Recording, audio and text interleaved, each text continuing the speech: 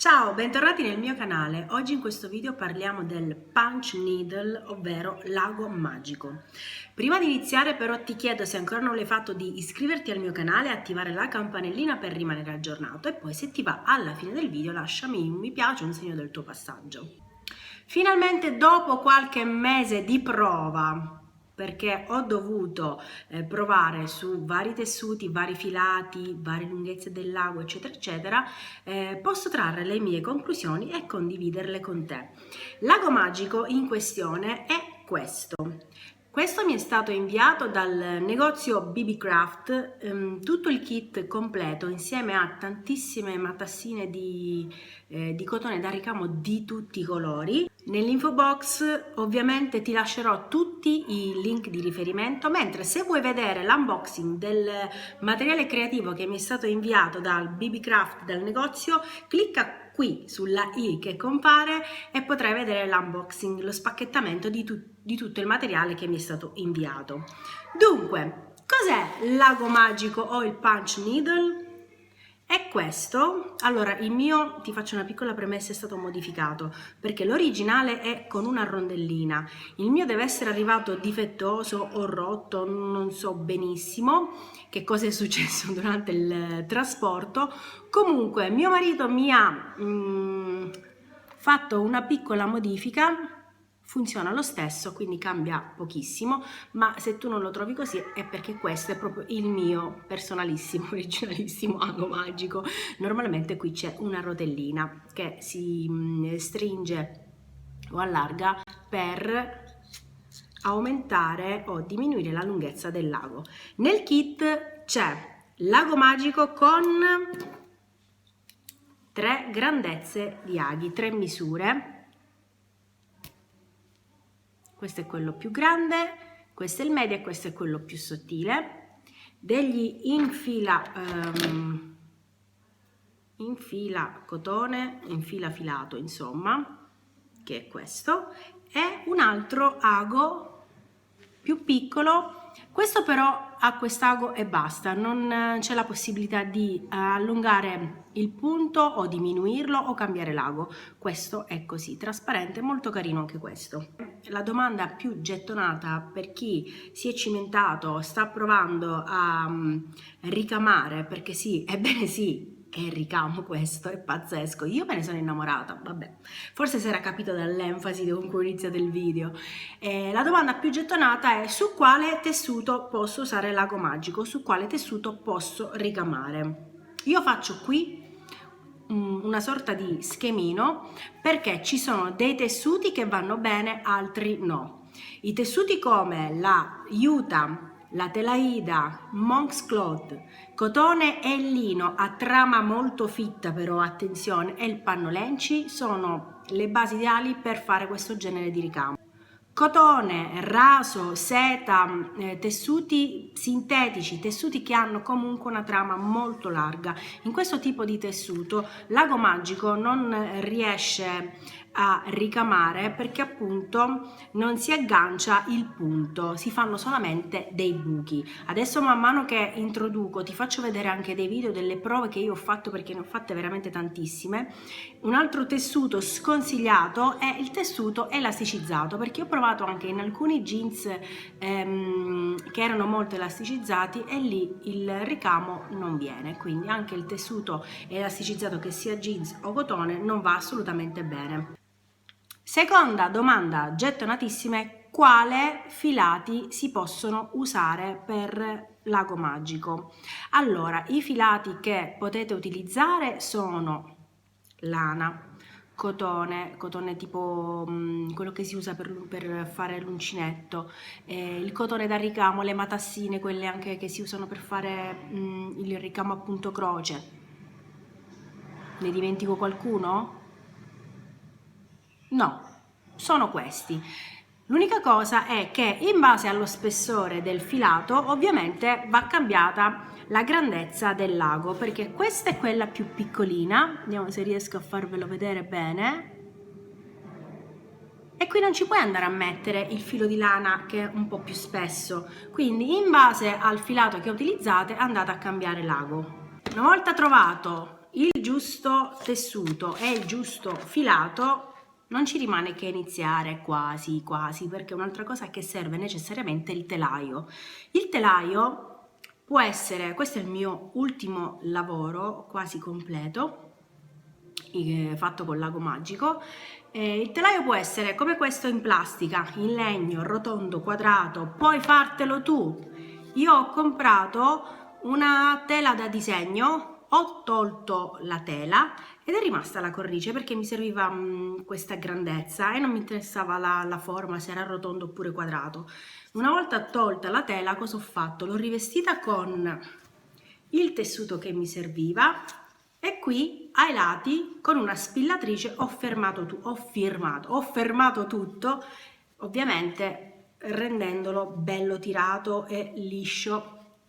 E questa è anche un'altra alternativa se non hai il telaio o se te lo vuoi creare in base alle dimensioni che ti servono per realizzare il ricamo. Una volta fissato il tessuto nel nostro telaio, mi raccomando tiratelo bene, deve essere ben teso,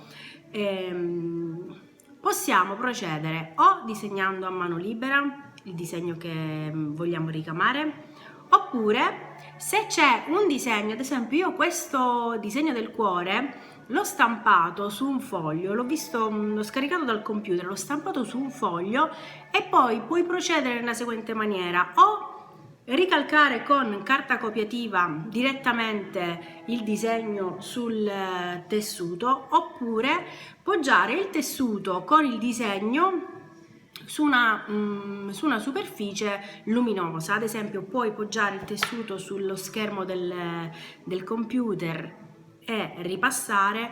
Io ho fatto anche la prova attaccando nel vetro della porta della finestra il mio disegno e poi ho appoggiato semplicemente sopra il tessuto e l'ho ripassato, perché ovviamente con la luce del sole veniva molto più semplice. Poi una volta che hai ricalcato, ripassato il tuo disegno, non ti rimane che iniziare.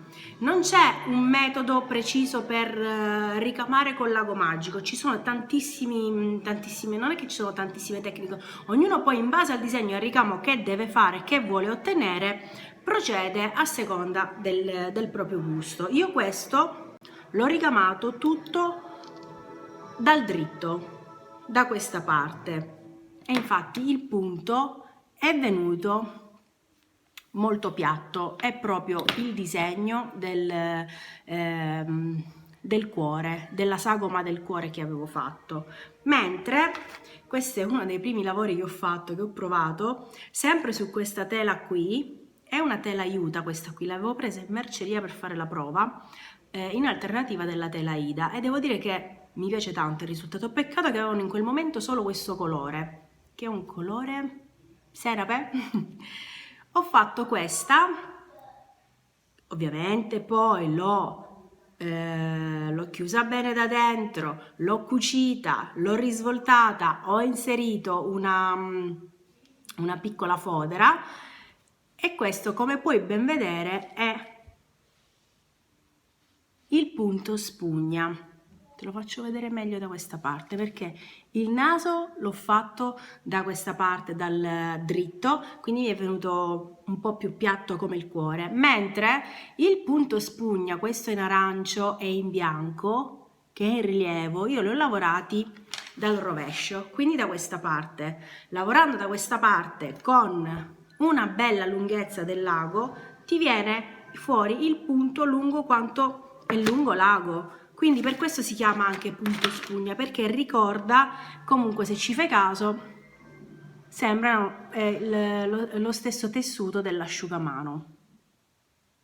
Vediamo se riesco a farvelo vedere in maniera, ecco, così si capisce meglio.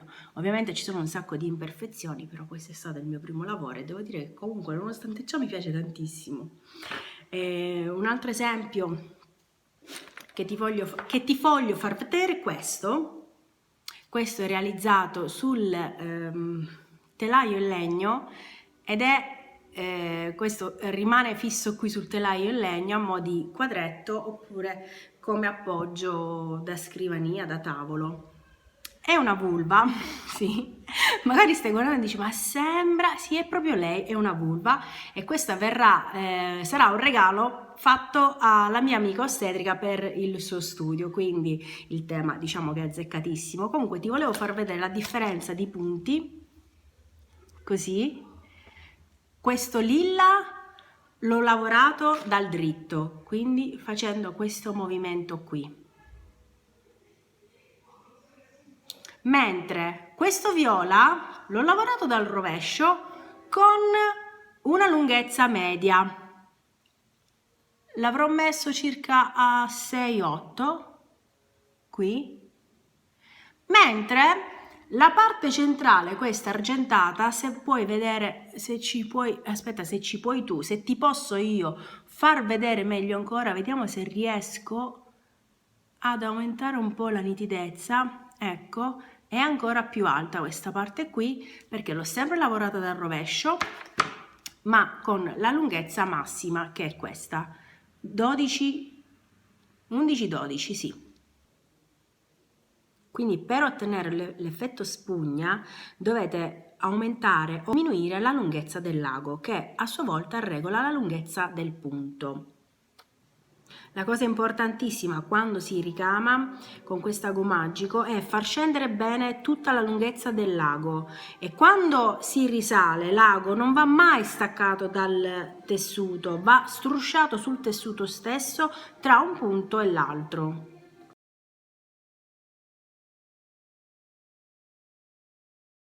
Quindi una volta terminato il nostro lavoro, come fissare il tutto? In teoria non dovrebbero sfilarsi i punti, però è consigliato passare una mano di colla anche vinilica, magari diluita con un tantino di acqua, altrimenti viene troppo densa e appesantisce troppo. Si diluisce, si fissa il retro del lavoro, come ho fatto io in questo, con un po' di colla. Ti faccio vedere qui. Un'alternativa alla colla è usare la fliselina termoadesiva, facilmente reperibile nelle mercerie, ma la trovi anche su Amazon, magari nell'info box ti metto il link di riferimento. Non so se ti ho incuriosito, ma io mi sono letteralmente innamorata di questa tecnica, è veramente divertente e poi puoi fare qualsiasi cosa, cioè si può applicare il ricamo con l'ago magico in qualsiasi cosa. Puoi realizzare delle borsette, delle pochette, puoi realizzare dei cuscini, puoi realizzare anche delle decorazioni da parete per la cameretta, puoi realizzare delle applicazioni da cucire o attaccare ai giubbotti, alle magliette, insomma, questi sono alcuni esempi che adesso così a freddo mi vengono in mente, però veramente si possono fare veramente tante, ma tante l'hai già detto, tante cose. Il mio video per adesso termina qui, ma probabilmente ci vedremo presto con quest'ago magico in un tutorial per realizzare un progettino insieme. Mi raccomando però, se ti è piaciuto e ti sono stata utile, scrivilo nei commenti, lasciami un segno del tuo passaggio e ci vediamo presto. Ciao!